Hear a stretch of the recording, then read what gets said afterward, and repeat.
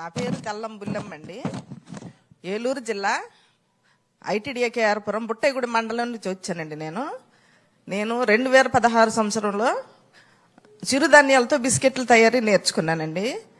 అంతకుముందు మేము మిషన్ కుట్టేవాళ్ళము, పొలం పనికి వెళ్ళేవాళ్ళమండి. 2016 సంవత్సరం ప్రభుత్వ ఆఫీసర్లు వచ్చి మీకు సిరిధాన్యాలతో బిస్కెట్లు తయారు చేయించడానికి నేర్చుకుంటారా అన్నారండి.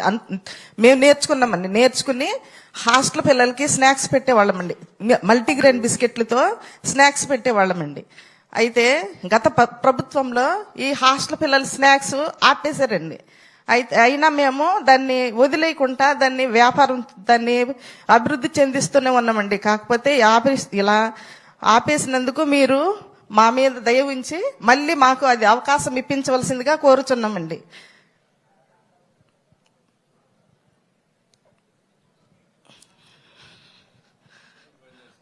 వంద మంది పని చేస్తున్నామండి. అక్కడ 30 మందితో స్టార్ట్ చేస్తామండి. 100 మంది పని చేస్తున్నామండి. అవునండి.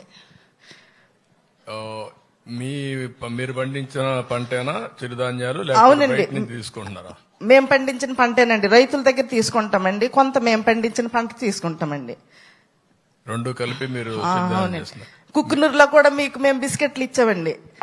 అరకులో కూడా ఇచ్చామండి బిస్కెట్లు. మేము ఇప్పుడు ప్రాసెస్ ఏమున్నాయి మీ దగ్గర? మేమున్నాయి యూనిట్ ఎట్టుంది, ఎట్లా చేస్తున్నారు?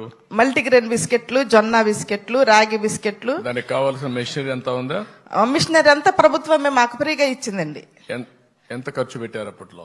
అప్పట్లో మేమైతే ₹1 ఖర్చు పెట్టలేదండి. ట్రైనింగ్ ఇచ్చేసారు. ట్రైనింగ్ ఇచ్చిన తర్వాత మిషనరీ మొత్తం ఫ్రీ ఇచ్చేసారండి. ఐటీడీఏ తరపు నుంచి మాకు 2 యూనిట్లు రన్నింగ్ అవుతున్నాయండి అక్కడ. అయితే దాంట్లో ఒక 30 వేలు మాకు ట్రైనింగ్ సబ్సిడీ కింద ఇచ్చారండి. ఇప్పుడు 100 మంది మీరు చేస్తున్నారు కదమ్మా, వేరే ఇక్కడ అమ్ముతున్నారు కదా?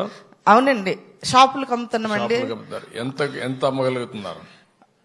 కరోనా ముందు అయితే 12 లక్షల వరకు టర్న్ ఓవర్ అయిందండి. కరోనా తర్వాత కొంచెం బ్రేక్ అయిందండి. హాస్టల్ బిస్కెట్లు కూడా స్నాక్స్ ఆపేశారు కదండి, అందుకని కొంచెం కాస్త డల్గా ఉందండి. ఇప్పుడు పెద్దగా అమ్మలేకపోతున్నారు. అమ్ముతున్నాం కానీ హాస్టల్ ఉంటే కొంచెం ఇంకొంచెం మాకు మీరు ఎంకరేజ్ చేసినట్టు ఉంటుందండి. ఈ నెల పోయిన నెల ఎంత అమ్మగలిగారు? ఈ నెల పోయిన నెల ఒక 2 లక్షల వరకు అండి. పెద్ద మార్కెట్ ఏమి ఉండట్లేదండి. బయట షాపులకి మెడికల్ షాప్ 100 మంది ఉన్నారు, 2 లక్షల వరకు అమ్మగలిగారు. అవునండి. ఓకే, నేను మాట్లాడు. అలాగే sir, thank you sir. Thank you అమ్మా. తర్వాత ఎన్టీఆర్ జిల్లా నుంచి బాణావతి జ్యోతి గారు.